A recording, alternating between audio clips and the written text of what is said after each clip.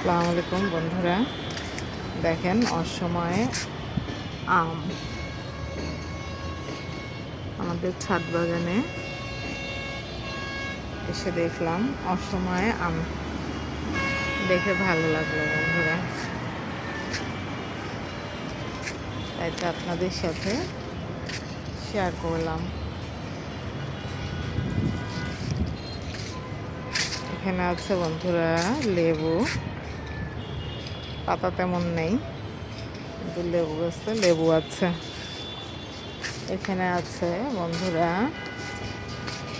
Tomato গাছ, তারপরে আছে বেগুন গাছ। বেগুন গাছে বেগুন ধরেছে একটা, দেখা যাচ্ছে এই যে একটা বেগুন ধরেছে।